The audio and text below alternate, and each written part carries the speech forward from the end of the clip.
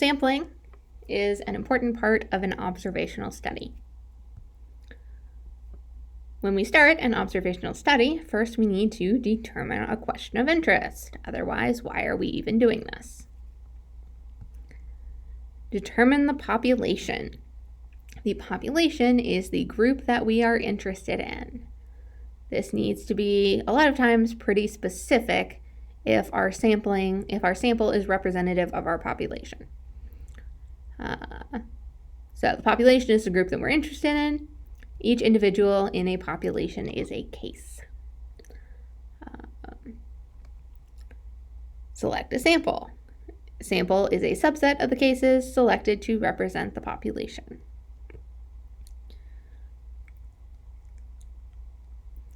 And then we can draw conclusions about the population. We want to be very specific about our conclusions. We can only make inferences if our sample is random or otherwise representative of the population.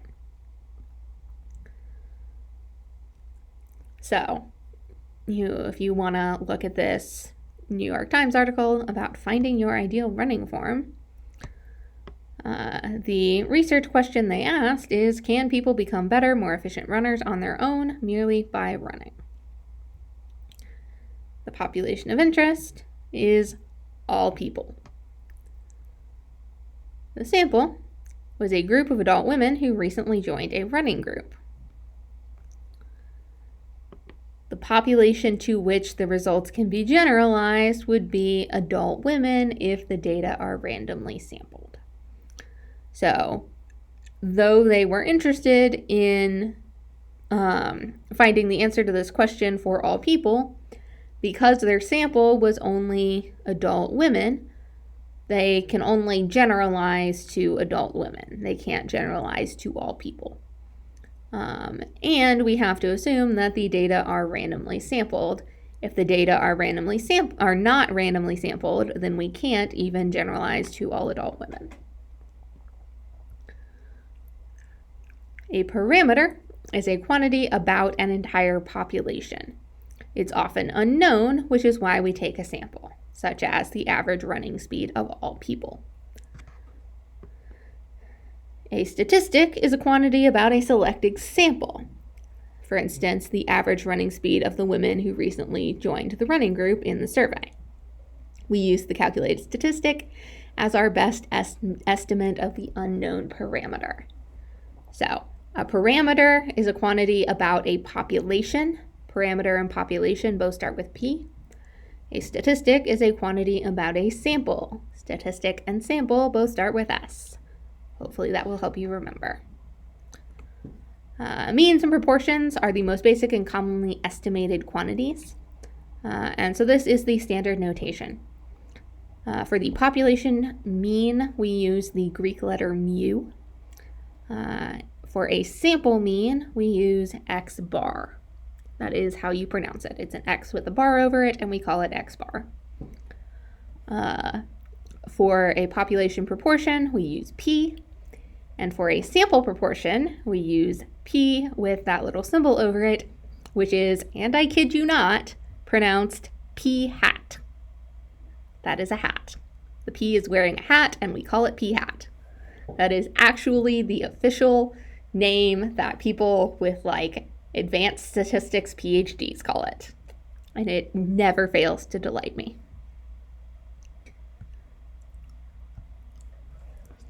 In an observational study, researchers watch or record information without imposing any treatment.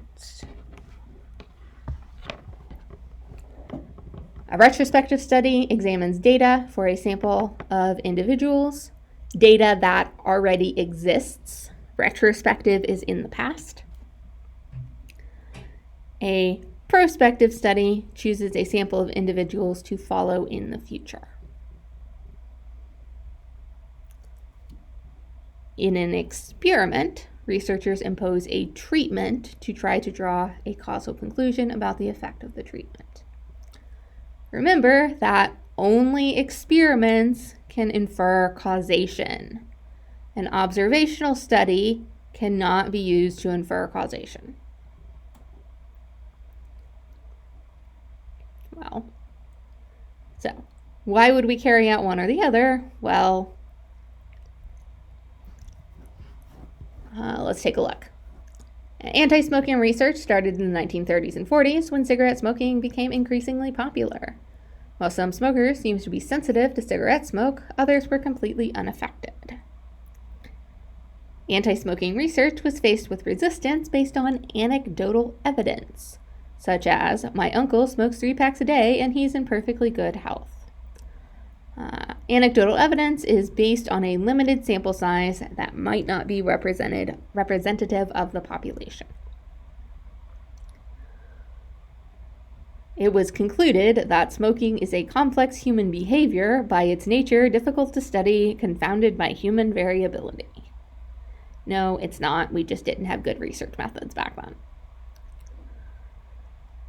In time, researchers were able to examine larger samples of smokers, and trends showed that smoking has negative health impacts.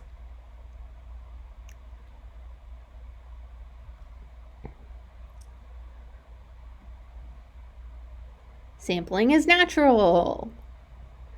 So, for instance, if you are cooking, if you taste a small part of what you're cooking to get an idea of how the overall dish tastes, you conducted a sample. When you taste a spoonful of soup, decide it isn't tasty, isn't salty enough, that's exploratory analysis. If you then conclude that the entire soup needs salt, that's an inference. An inference is a generalization that we make from a sample to the population overall. For your inference to be valid, the spoonful you tasted needs to be representative of the entire pot. That is, it needs to have similar characteristics to the whole. If you take a spoonful that only comes from the surface and the salt is all at the bottom, what you tasted is probably not representative. Whereas if you stir it very thoroughly before you taste it, your spoonful will more likely be representative of the whole pot.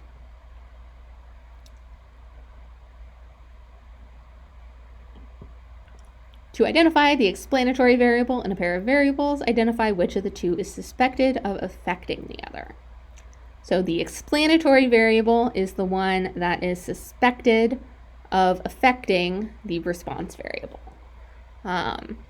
In past classes, you may have heard of these as the independent, I swear I can spell, and dependent variables. With an observational study, we can't say that the explanatory variable for sure affects the response variable, but we can at least have a hypothesis of how we think this relationship goes. This doesn't guarantee the relationship is actually causal. We're just using these to keep track of how we think the relationship goes. Even if there is a correlation, unless we do an experiment, we cannot determine causation.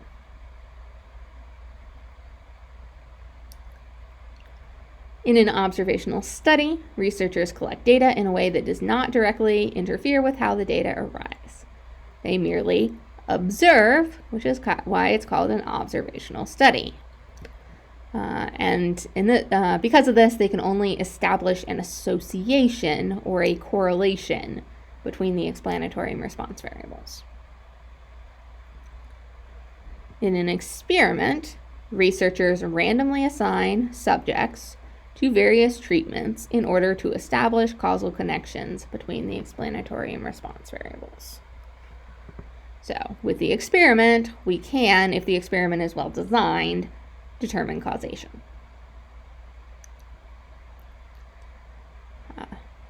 One of the most important things in this entire class, correlation does not imply causation.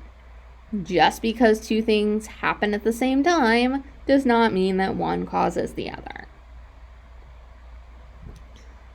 One of my favorite little comics, and we will see several strips from this comic over the course because I love it and I think it does a good job of illustrating what I am talking about.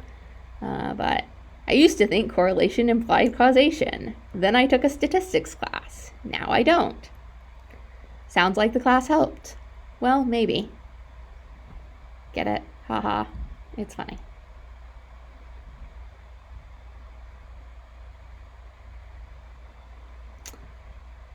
Continuing on to sampling strategies, and I'm just going to keep putting this in this video rather than making a whole separate new one. Most commonly used random sampling techniques are simple, stratified, and cluster sampling. Simple random sample is our favorite sampling method. It is usually pretty good. It is one of the most unbiased and is, as the name suggests, simple. In a simple random sample, we randomly select cases from the population with no implied connection between points that are selected. When you conduct a simple random sample, you number every individual of the population from 1 to n, n being your total number of individuals. Use a random number generator to select n unique numbers. So if I want a sample of size 10, then I would use a random number generator to select 10 unique numbers. Meaning if it gives me 2 repeats, I then select 2 more numbers or keep selecting numbers until I have 10 random unique numbers. And then select the individuals corresponding to those numbers to make up the sample. This is really, really important. If you have a question on the AP test asking about how to conduct a simple random sample, you need to state all 3 of these steps. Number, select, or number, randomize, and select. Right? A lot of people skip this last step because they feel like it's implied, like why would you use the random number generator if you're not going to select those people, but you gotta say it. The AP test will absolutely ding you for that. On a TI 84 or 83 or whatever y'all have, generate random numbers by going to math, probability, and then the random integer and pick what numbers you want it to be between, and you can keep hitting enter. You can also add an extra argument in here after the 2 where you can tell it how many numbers to give you. So if I put, a 5 there at the end, it'll give me 5 random numbers. Very handy.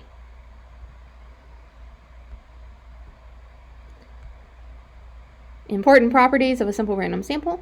Every individual of the population has an equal probability of being drawn. So everyone is equally likely to be selected there. But the other important property is every set of n individuals has an equal chance to be the sample actually selected.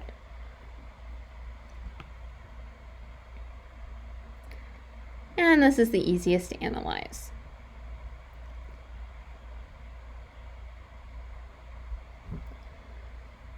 Sampling with and without replacement. When you sample without replacement, an item in your population can only be selected once. So if I've got a bag full of things and I take one and don't put it back, then I can't pick it again. With replacement means an item can be selected multiple times. If I take something out of the bag and then I put it back, next time I might be able to pick that same item. Sampling with and without replacement has consequences in terms of the math we're going to be doing with regards to probability, but with a large sample size, or a large population rather, it doesn't really matter. The differences end up being negligible. But for small populations, if I have a population of 10 people and I'm sampling 3, the probability of each subsequent person being selected changes rather dramatically based on who has already been selected, if I'm sampling without replacement.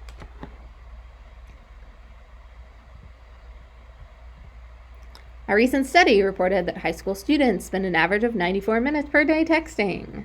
Jenna claims the average for the students at her large high school is greater than 94 minutes.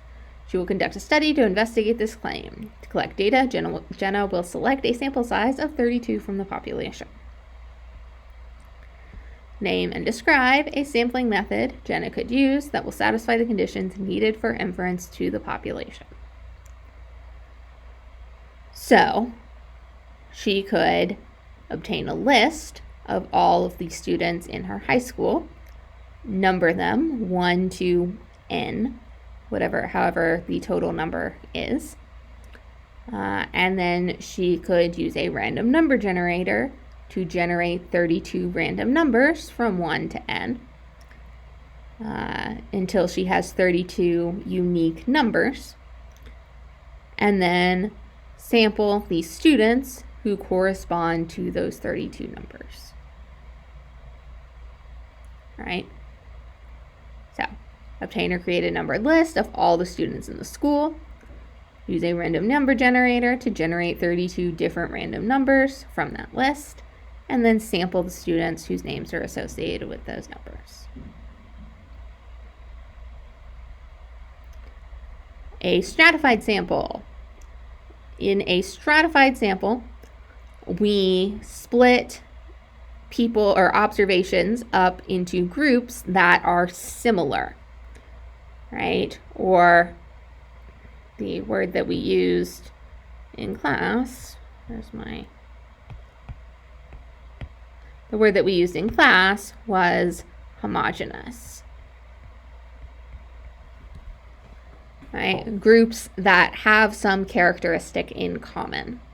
And then we take a simple random sample from every stratum.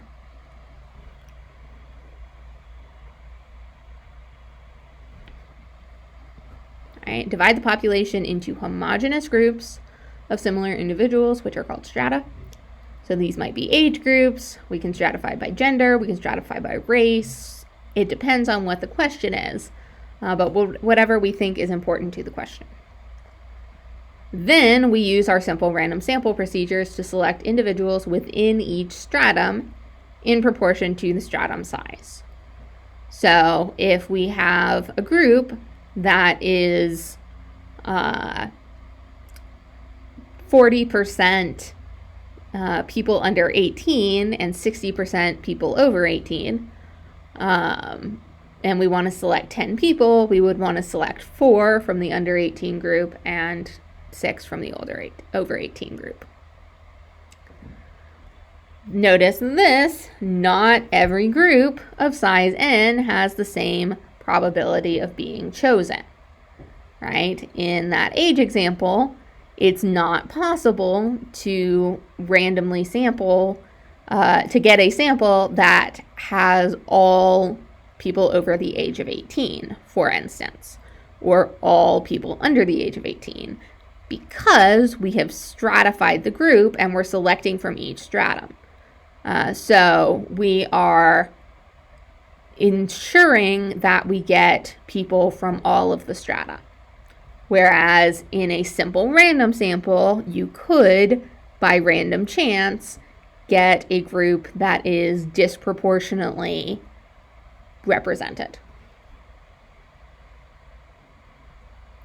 Only a simple random sample has that every group has the same probability of being chosen.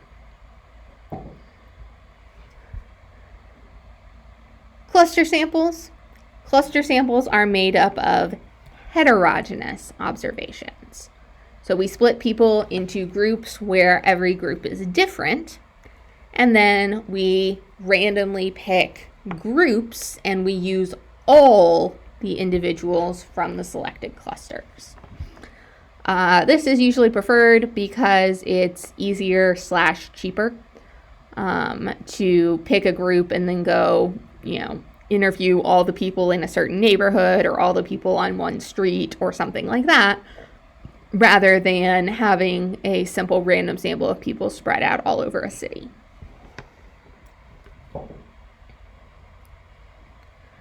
So, divide the population into distinct clusters where each cluster contains diversity, which is to say is heterogeneous. Neighborhoods, schools, etc. Randomly sample some clusters, and then all individuals in those clusters are used in the sample. The benefit, it can be more economical or easy to sample clusters. Drawback, oftentimes population cannot naturally be grouped into heterogeneous groups. If you think about neighborhoods are not perfectly heterogeneous, right? For instance, some neighborhoods are wealthier than other neighborhoods. So if you are sampling, you sample a particularly wealthy neighborhood, the people there may not be representative of the population at large. So while it would be nice to think that our groups may be heterogeneous, they may not be. They may be more homogeneous than we would like. And if we sample an entire homogeneous group, we're going to get biased results.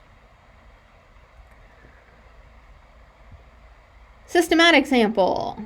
Randomly generate a number between 1 and your total.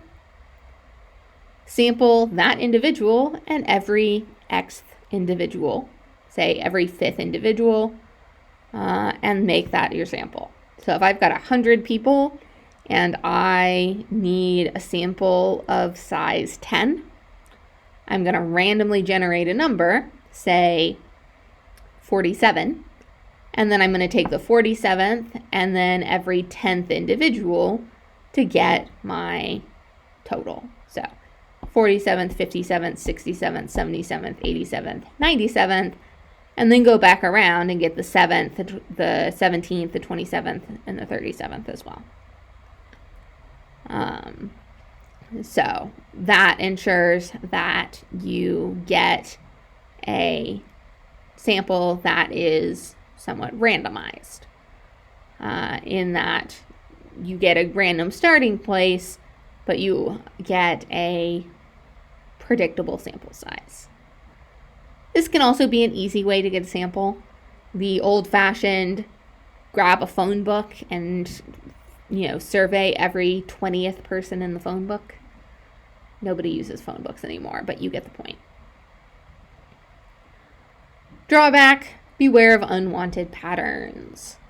If you've got a large family in your phone book, you may end up getting several people from the same family, which are may have similar political opinions or whatever.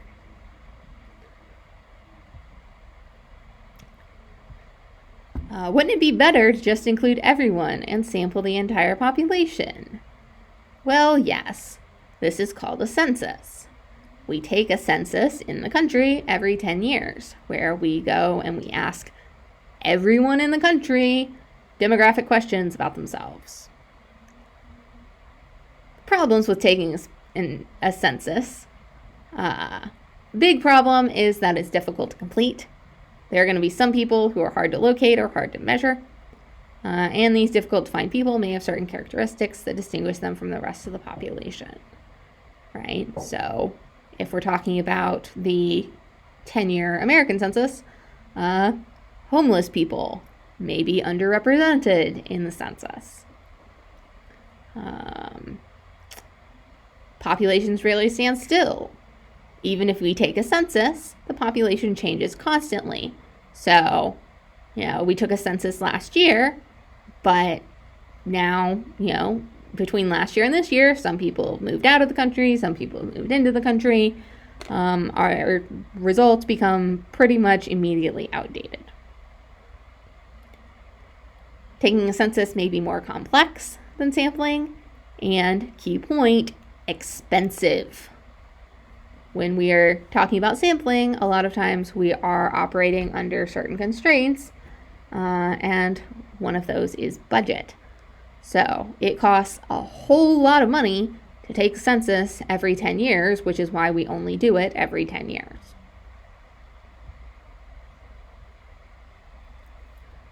City councils requested a household survey be conducted in a suburban area of their city. The area is broken into many distinct and unique neighborhoods, some including large homes, some with only apartments. Which approach would likely be least effective? Right? So many distinct and unique neighborhoods. In this case, we would not want to do cluster sampling. Cluster sampling would mean that we would only get a few of those distinct and unique neighborhoods, which is likely to produce a biased sample.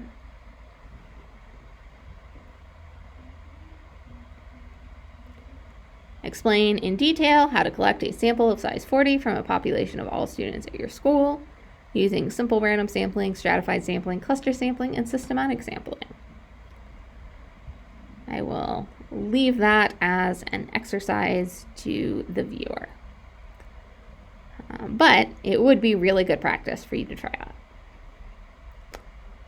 And that is sampling. I hope you enjoyed watching this video. Tune in next time for something.